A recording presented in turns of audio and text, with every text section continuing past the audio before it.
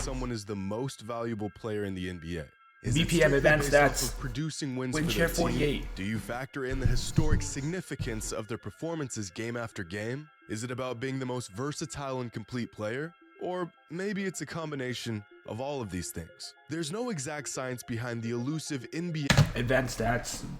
Raptor, BPM, RPM, MVP win share award 48. and who we determine who it is. But what happens when a dozen different players are playing like the most valuable player, but only one of them can go home with the award? Bro, so far, Luka, Giannis, Steph, but the Warriors aren't that good so far, but Steph's been playing outstanding. Voting for who won the regular season MVP award was voted on by the players. You would think this method of deciding the most valuable player in the NBA was better than what we have today, with members of the media voting for the MVP. This was far from the case. The voting results of some of these seasons was absolute mayhem. Back in 1972, a young Kareem Abdul-Jabbar was, by far, the best player in the NBA, averaging 35 points, 17 rebounds, and 6 assists a game, while leading the Bucks to 63 wins. And as a result of playing like Jesus in a Bucks jersey, Kareem walked away that season as the league MVP. But that didn't stop players from voting like they didn't know what MVP even stood for. Because that season, there weren't just a few players who received first-place MVP votes. There weren't a handful of players. There wasn't 12 or 13 or 14 or 15 or 16 or 17 or 18, but 19 players from 16 different teams who received first-place MVP votes. But get this, there were only 17 teams in the NBA at the time, which means nearly every single team in the NBA had a player that received an MVP vote that season. And you're probably thinking, some of these players received votes from their teammates or maybe even voted for themselves, but no. The league prohibited players from voting for anyone on their team or voting for themselves. These voting results were completely authentic and completely unhinged. Now this season, there will more than likely not be 19 players who receive MVP votes. In fact, this season is so loaded with all-time elite talent that there will be multiple players who will have historically great seasons this year, and they won't even get a mention for the MVP. Luka, Giannis, Curry, Tatum, Morant, Embiid, Jokic, SGA, Booker, Mitchell, Durant. All playing at an MVP caliber in what is quickly becoming the greatest statistical season in NBA history. If you combine points, rebounds, and assists, here are the combined statistical totals of every MVP in modern NBA. Westbrook, let's go! W in chat for Westbrook. Shaq. That's because you're just using points, rebound, assists. There's other stuff in basketball besides points, rebound, assists.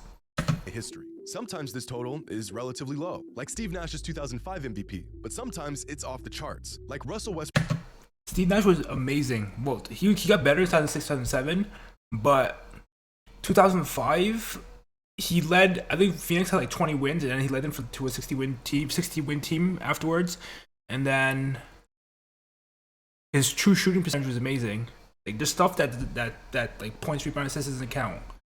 Westbrook's record-breaking total of 52.7 in 2017. But on average, since 1980, league MVPs had a total of 42 combined points, rebounds, and assists. So if a player can reach this number, 42, it's a solid indicator that they are on a path to becoming the league MVP, or at least a frontrunner. This season, SGA, John Morant, Tatum, Durant, Curry, Embiid, Giannis, and Luka are all averaging totals of more than 42. This is unheard of, and it's going to leave a tough decision for the voters of the coveted award. Damn, Luka's up there. There are currently 6 players across the league who are averaging over 31 points a game. The last time this many players averaged at least 31 a game was, well, never. In fact, in the last 15 seasons combined, there have been 6 players who averaged at least 31 points per game. Let me say that again. There are as many players averaging at least 31 points per game this season as there were players who averaged over 31 points per game in the last 15 seasons combined. The NBA has never seen anything like this, and yet the numbers get even crazier. Offensive box plus minus is one of the better statistics at quantifying a player's offensive impact. In fact, here are some of the greatest offensive seasons since the league began tracking the stat back in 1974. Here's Steve Nash's 2006 MVP season. Here's Derrick Rose's MVP season in 2000. Bro, Derrick Rose, in my opinion, stole LeBron's MVP in 2011. Even though that was one of the worst, not the worst, but like that wasn't his best season in Miami. Not his best season. That wasn't like one of his better seasons in the NBA, but Derrick Rose stole that award from him, man.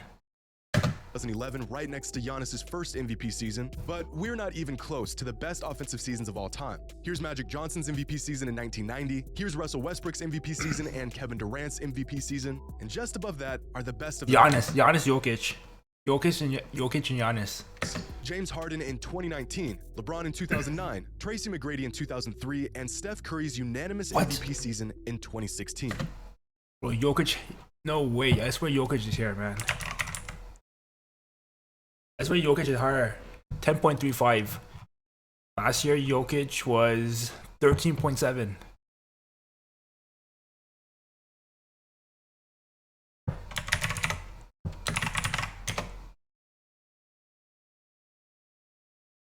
$10.35. I don't know where he's getting these numbers from. BPM? I'm using Bass reference. I don't know where he's getting these numbers Steph from. remains the only player to ever surpass the +10 threshold in offensive box plus minus. And this season, he's doing it again. But even better, Steph is currently having, statistically, the best offensive season in modern NBA history. So where does all of this put Steph in the MVP race this season? 10th. The man is 10th on the MVP ladder. Now, one of the main reasons why Steph's offensive impact is at an all-time high is due to his mind-boggling efficiency. At this point, it's become universally agreed upon that Steph is the greatest shooter of all time. But this season, he's taken his shooting and scoring to another level. Because at the moment, Steph has the highest true shooting percentage of any player to ever average at least 30 points per game. Or 69.8, bro. Where's Jokic? Jokic went crazy last year as well. Jokic is 69.6 this year. Last year, what, 66? Bro, Jokic is so good, man. Looks like unstoppable under the rim as well. Shooting percentages. Bro, this guy's elite finisher, man. Oh my gosh. Look at these shooting percentages. 0 3 feet, 70%, bro. That's so good. 29 points per game for that matter, or 28 points, or 27, or 26, or any point per game average even remotely close to his. To find a player who scored more efficiently than Steph has this season, you have to go all the way down to just 16 points per game from Jared Allen last season. But Jared's a big man whose shots consist of 3-foot layups. What about perimeter players? Guys who take jump shots? Jokic? Well, there has never ever been a single perimeter player who had a season with a true shooting percentage as high as Steph's is this season. Not at 30 points per game, not at 20, not at 10, not even at 5. It has never happened. This season, Steph is shooting at a higher percentage than any perimeter player in the history of the NBA while scoring 32 Kevin Huerter's going off points this per year game. in a small sample The man size. is 10th on the MVP leaderboard. So, if Steph is 10th, which players could possibly be putting together a better season than him? Well, one of those players is Jason Tatum, who has led the Celtics to one of their best starts in franchise history. Currently, the Celtics have a net rating of 7.7, which is on pace to being the best net rating the organization has had in its entire existence. This season, Jason Tatum is averaging 31, 7, and 5 a game, which is a stat line that is so absurd that prior to this season, there have only been 3 players in NBA history to achieve it. Those players were Michael Jordan, Wilt Chamberlain, Kareem Abdul-Jabbar, and Kevin Durant. The man is putting up all-time GOAT-level numbers. He is 3rd on the MVP ladder because the 2 players ahead of him are on path to completely redefining the standard of an all-time great season. Throughout NBA history, there have only been 3 players to win a league MVP and Defensive Player of the Year in the same season. Michael Jordan in 1988, Hakeem Olajuwon in 1994, and Giannis Antetokounmpo in 2020. Of all the accomplishments a player can achieve, this might just be the rarest and most impressive. And Giannis might just do it again this season. Because if his record-breaking 2020 MVP campaign wasn't dominant enough, he's... Bro, every year, man. He averaged like 30, 13, and 6 every year. Somehow past like 4 years, man. Numbers again this season. Giannis is not only averaging 31, 12, and 5 a game, he's doing it while being the best defensive player in the entire NBA. Giannis is playing like a Shaq-Tim Duncan hybrid right now, and it's just become so normal at this point that no one's even talking about it. And somehow, one player is having an even better season than Giannis is. Last season, en route to winning a second MVP, Nikola Jokic shattered just about every advanced metric. Jokic led the league in win shares, box plus minus, value over replacements, and he set a new all-time record for the highest... Box plus minus. That's why, instead of BPM that I used before. single season PER in league history. Now, the old record was... nothing. PER is a bit flawed because it favors a lot of big men. stood for half a century. That's why I don't like using PER for like advanced 50 points and stats. 26 rebounds a game, which earned him a PER of 32.08. For 5 decades, even the best players the league has ever seen could not touch this mark. Not LeBron, not Bird or Shaq, not even Look at Michael all these. Jordan. Most of them are big men. Besides Curry, besides Curry, and like Jordan. But Jokic managed to not only break Wilt's record, he shattered it. And this season, Luka Doncic is on pace to beating Jokic's record. At the moment, Luka is averaging 34 points, 9 rebounds, and 8 assists per game. So if Jason Tatum's stat line was historic, what does that make Luka's stat line? Well, here's a list of every player in the history of the NBA who has averaged at least 34, 8, and 9 a game. None. That's the whole list. That's it. There's nobody else. Luka is on pace to breaking the NBA record for player efficiency while averaging a damn near 34-point triple-double. And that, ladies and gentlemen, might just be what it takes to win an MVP this season. But what about some of these other players who are having awesome seasons? Well, to put into perspective just how insane you have to be playing right now to even crack the MVP leaderboard, Mitchell's been playing well. Alexander is averaging 31 He's points, killing 6 as well, assists, man. and 5 rebounds a game on 53% shooting while having one of the highest PERs in NBA history. He is 7th on the MVP leaderboard. Bro, I really thought OKC was gonna tank this year, and then they're gonna bring back Chet, and then for Chet, no, I thought they were gonna tank and then try to get the Victor this year, and then next year they're gonna bring in like the rookie and then Chet back as well.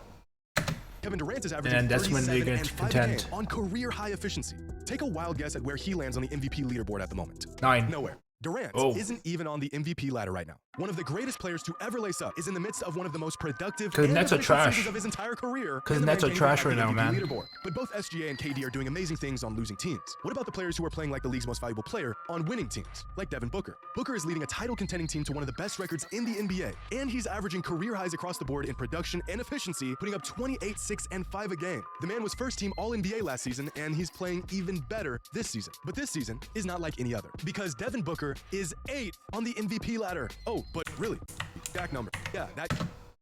Bro, Embiid had a slow start to start the season off, but recently he's been killing it. Guy is 6th on the MVP ladder. 32, 10, and 5 a game. Literally What? prime Shaq number. Bro, he's been killing it since Harden got injured. Bro, at the beginning of the year, he was averaging like 20, 22, and like very inefficient shooting. Damn, 32. And the man hasn't even cracked the top 5. You've never seen this before, and neither have I. The MVP race this season is deeper than it's ever been. What was once considered a historically great season may not even earn a player any MVP votes at all this season. The standard for what it takes to be the most valuable player in the NBA has reached an all-time high, and it's going to take an all-time season to win the coveted award. Hope you all enjoyed, and as always, until next time. Hey, shout out to JxmyHighroller, man. This guy's so good. The videos are always so good.